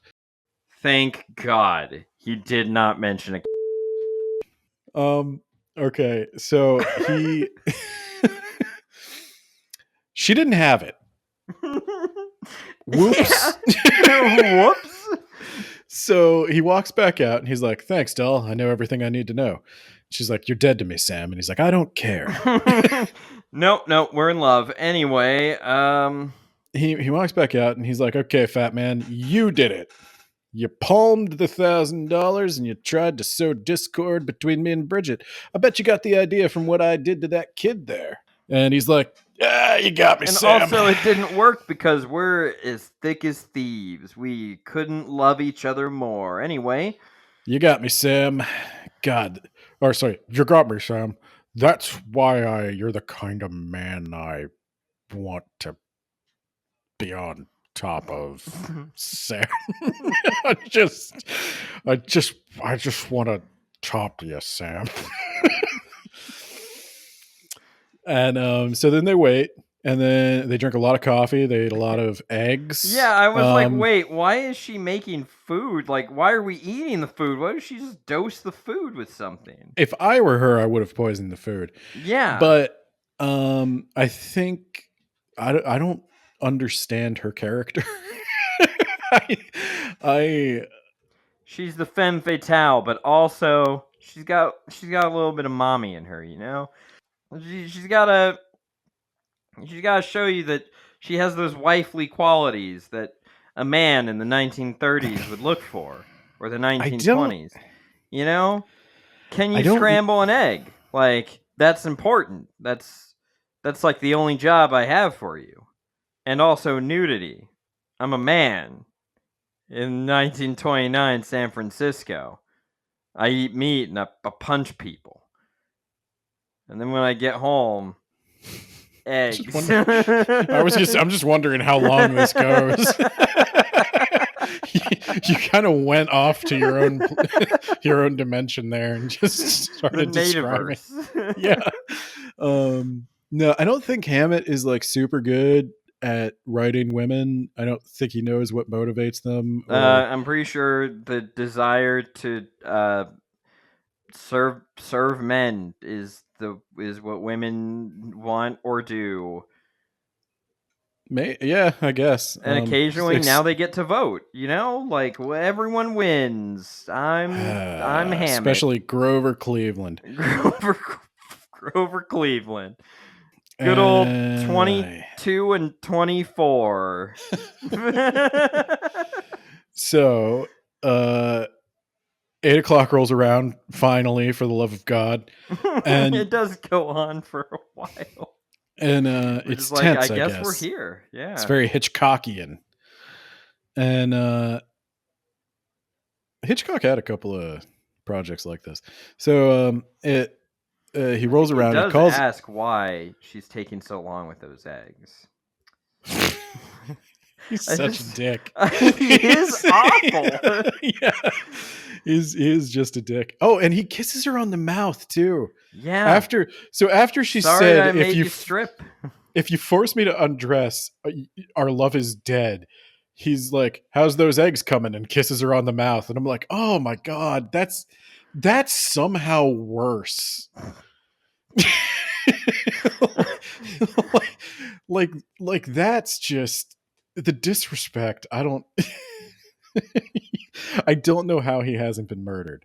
So, especially by those eggs. At that point, I definitely would have poisoned the eggs. I was wondering, like, okay, why are we all eating these eggs? Wouldn't she have poisoned them? Like, that's the logical thing to do. He doesn't have any cleaning supplies. He doesn't have any bleach. Well, even whatever was put in his drink before that made him go unconscious, you know? Okay, so 8 o'clock rolls around. Naturally, he calls Effie. He's like, hey, you're working this Saturday. I need you to go to the P.O. box. I need you to get the Falcon. I need you to bring it over to me. So she does that. She gets the Falcon. She gives it to him. She's very cheerful about it for some reason. And then now they run open along home, Effie. That's literally all I need you to do here. Okay, bye. If I were Effie, I would I'm going to stand here with a bunch of fucking killers. Yeah, no, great. You pay me $1 an hour, Sam. It's 1920. So, so they open it. Is it right? I need to pay you 75 cents. I was paying Archer $1. Remember how he had employees at the beginning of this book? No, he didn't. He was lying. He was lying to sound important. He does that constantly. What are you talking about, Ben? He is important. Yeah, he's the most important man in San Francisco. He's Sam fucking Spade. You know who they named it? Sam Francisco, you know? Are you familiar with Are you familiar with the spades in the playing card pack named after me? I invented them. There were only 3 suits before. Didn't seem even. I added another. Anyway, so he gets the Falcon. They open the Falcon, and he's like, "Well, first I got to check to make." Or Gutman's like, "We need to check to make sure it's the authentic Falcon." Now, there's a subtle tell that will, and he jams a fork into it a bunch of times. Damn, it's made of solid chocolate. We were had. Aw, well, you guys want to go back to the Russian and beat him up? And then they do. Yeah. So the three of them leave. And then Bridget stays behind. Sam keeps $1,000 for he keeps $1,000. Takes $1,000. He's like, you owe me for my time and expenses. Someone's got to pay Effie. 1,000th of, or 1/10% is going to Effie. Oh no, I'll buy her shoes. Girls like shoes. So they stay, and then Sam hastily calls the cops, and he's like, "Hey Tom, there's 3 dudes. They're going to the hotel. They're packing their shit. They're getting out of town. They killed all these people. One of them killed Thursby. Blah blah blah blah blah. So Wilmer killed Thursby and the captain, and then and there's another tell where Sam mentions 3 murders, and he's like, "Well, Thursby killed your partner," and he's like, "Oh yeah, that's right. I forgot about that. That was a neat little thing in the book. I actually did really enjoy that, because that was like an indication at this point that Sam knew that Thursby did not kill his partner." So Wilmer killed Thursby. He killed the captain, and then Bridget's like, "So what are we going to do?" And he's like, "Now," turns to Bridget, panicked, talking real fast. He's like, listen, Dollface, you're going to tell me everything. You're going to tell me right now because those cops are coming. And when they're coming, they're going to come for us. They want to know who killed Archer. And I know it wasn't Thursby who killed Archer. It wasn't Thursby because he didn't have the gun or whatever. And also, Archer, he's stupid, but he's not that stupid. He would never... Not dumb enough to get killed by the guy he was tailing. Yeah. But that was a guy, Archer. He wasn't a smart man. He wasn't smart like me. Yeah. That's what his wife was telling me every night. Yeah, he thought with his big swinging hog. And he was also cheating on his wife, yeah. And so she tells him a bunch of stuff about her involvement. She tells him everything, and then he's like, awesome. Okay, so then when they get there, I'm going to make sure to tell them that you killed Archer. And... What? Yeah, no, you killed Archer. Surely you can't mean that. I know you did. Because the only thing that could have possibly killed Archer was your hot bod. You took the gun from Thursby. Thursby didn't want to kill him. And you were surprised that Thursby didn't want to kill him because you thought you could get maybe them to kill each other. It's kind of vague on what you were trying to scare accomplish. Thursby, but you're trying to scare Thursby. You wanted Thursby out because you wanted his cut of the Falcon money, and then you thought maybe my partner would scare him off, but he didn't scare him off. And then you thought maybe Thursby would get angry. He had an angry streak. You thought he'd get angry and he'd kill my partner, but then he didn't do that either. He just kind of wanted to go home. So you asked him for the gun, and then you killed the partner, and you were going to frame Thursby, but then Wilmer came in and killed Thursby. It all got kind of convoluted there at the end, but the point is... And then you realized you needed someone to protect you from Gutman, so that's why you came back to me. So you came back to me, and she's like, wow. But don't you know I fell in love with you at some point and all that, Sam? I think it was around the time I offered you my body, maybe? Even I'm a little confused. Don't turn me in, Sam. I don't want to go to jail, Sam. He's like, well, you're going to jail. You're going to jail for... bitch. Yeah. You're going to jail for at least 20 years. Maybe they'll hang you. If they don't hang you, call me up when you get out. We can chill. We can rekindle this. If not, if they do hang you, I'll never forget you because I love you. I'll never forget you. I love you. And there's one important thing you should know about me. The most important thing you should know about me, Bridget. I lie to women. I ain't no bitch. And then the cops come and he's like, yep, she did it. Here's the $1,000 they used to bribe me. Here's the guns they used to kill him. All tied up in a nice night bow. Hey, Dundee, fuck you. Oh, yeah, and Gutman was killed by Wilmer. Yeah, Gutman was killed by Wilmer. Oops. That was... sucks. Oh, well. The end. Oh, no. He gets back to his office one more time. Forgot. This is the end. He goes back to his office one more time, and he's talking about the whole thing with Effie. And she's reading the paper, and she's like, is it all true? And it's really weird how the paper's printed the part about how you made her strip. Did you do that? Of course not, Effie. How's your husband? Like, of course I did, doll. She owed me money, maybe. And God damn it. Stop. The kisses are directly on the lips because, that's what you do to an acquaintance and an employee. He's sitting there massaging Effie's calves or something. And she's like, Sam, if you could just not touch me right now, I kind of don't want to think about you. No HR. Okay? H what? Is that some kind of commie nonsense? And then, it ends with Effie asking him not to touch her. No, it ends with Archer's wife showing up. Oh, yeah. And him being like, up. God damn it. All right, send her in. Ba-da-ba-ba-da-ba.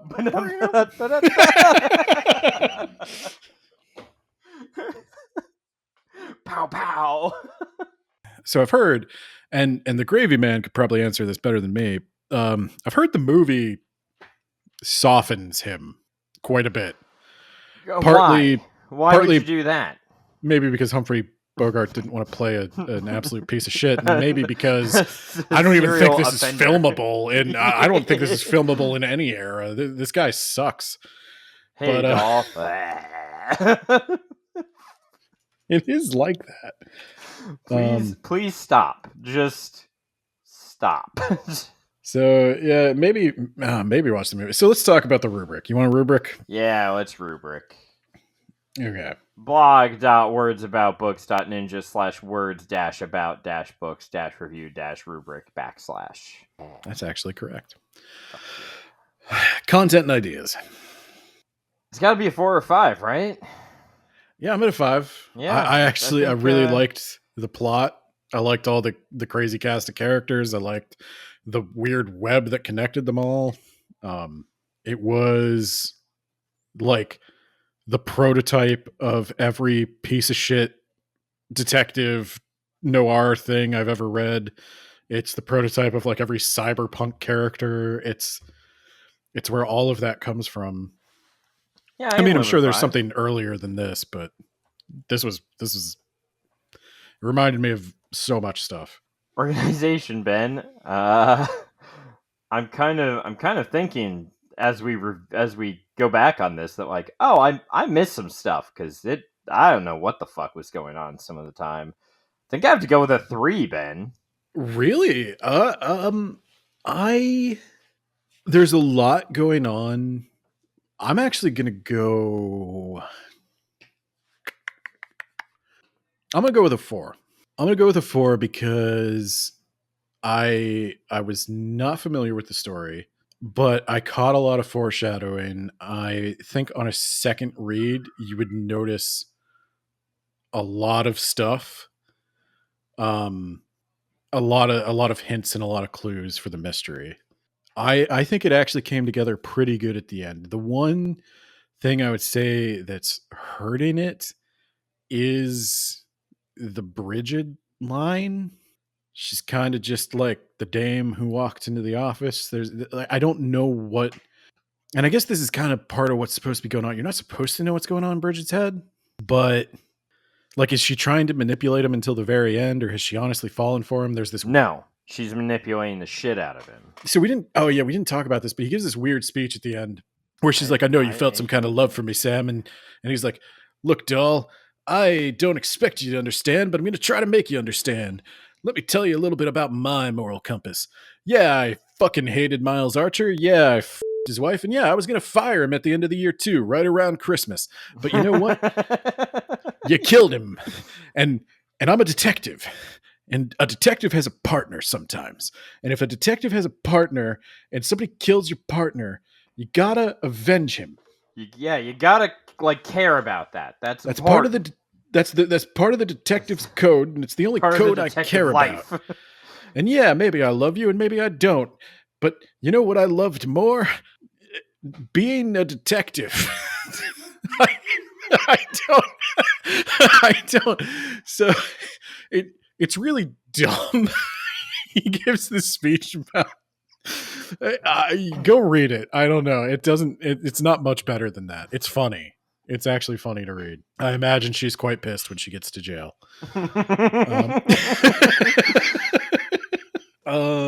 Use of language. 4? Yeah, I think a 4 is good. Yeah. It wasn't like exceptional, but it was good. There's definitely a style here. It's called living in the 1920s and 30s. There's a lot of slang. It feels surprisingly current. There was douchebag a single time. No, it's so weird. There was one thing. Oh, I can't remember it now. There were a couple of things they kept saying that I did not understand. I also had to look up Levantine. But then the next day, after I finished reading this book, the Syrian government fell, and the news was talking about the Levant constantly. And I was like, oh, I know that word from that book I just read. So that was nice. Yeah, I'd go with a 4. Personal preference. Probably 4 again. I think I'm at a 5. I actually really liked it.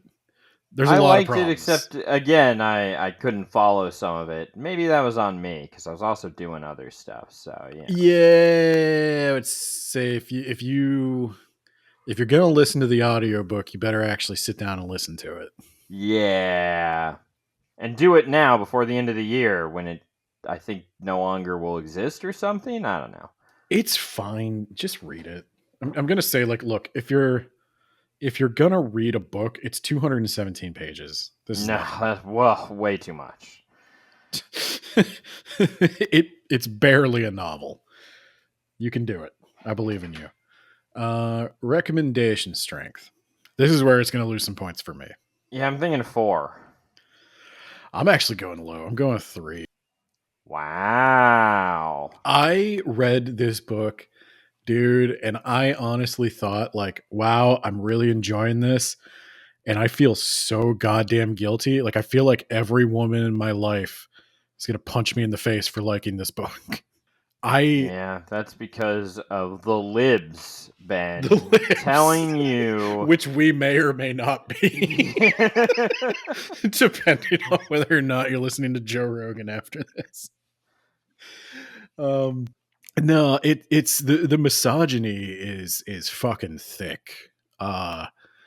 It's genuinely off-putting. I mean, I think it's off-putting even for the time. It's a weird. So? It's a weird. Yeah, I think so. I think. Well, I'll put it this way, and I think I said this in my Goodreads review. Sam Spade is an anti-hero.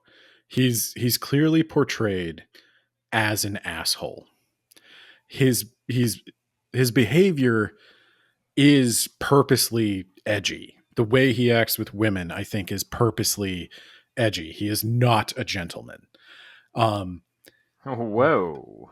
And radical new concept. I know I'm really giving them some harsh critique here, but it's softened somewhat by the fact that most of the people he's abusing are also terrible people, but like that doesn't really make it better. Where it gets kind of icky is I think you're supposed to like him because he's an asshole.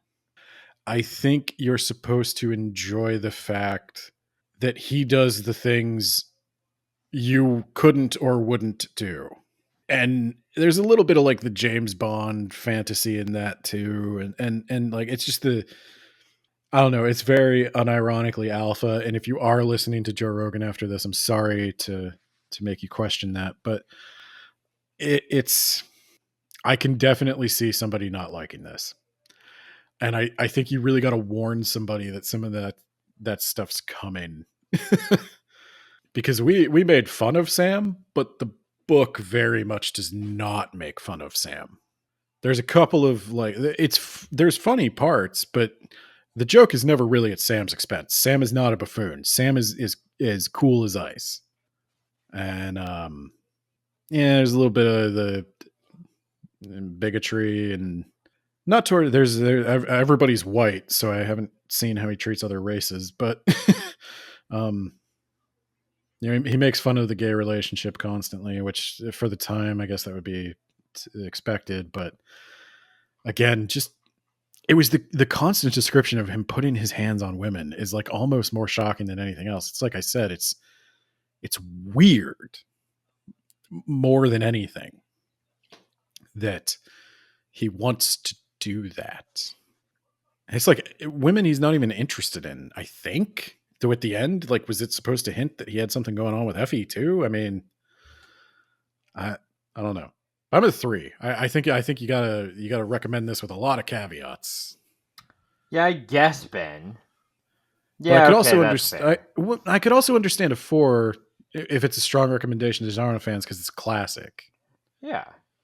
Okay, so I'm not in the wrong. You're in the wrong. I'm in the right. Okay, gotcha. 76 points is what I ended up getting. Oh god. It better add up to a 4 out of 5 or I gotta edit a review. All right. Yeah, it's a 4 out of 5. 76 out of 100, 4 out of 5. All right. You can thank the patrons on your own. I'm crashing hard, so I'm out. All right. All right. If anyone wants that Christmas cheer, just like Father Christmas, just like the best Christmases, you gotta pay. Our bonus episode for the quarter is a Christmas book, Ben. I bet you can't wait. No. Yeah, you really started kind of weak in this episode. You started tired, you kind of rallied in the middle, and then you ended tired. Yeah. It is Editor Ben speaking to you in post because Nate is a coward. So, I need to thank our Yacht Plan tier patrons. They are John Bierce, author of The Mage Errant, The Rack, and an upcoming new project. Jamie, the Gravy Man, of the If You Want the Gravy blog. Spooky Shy with a Y. And then, of course, last but not least, Isekai Sensei Sama of the That Time I Got Reincarnated in the Same World as an Anime Podcaster podcast. And since this is a romantasy episode, I will also go ahead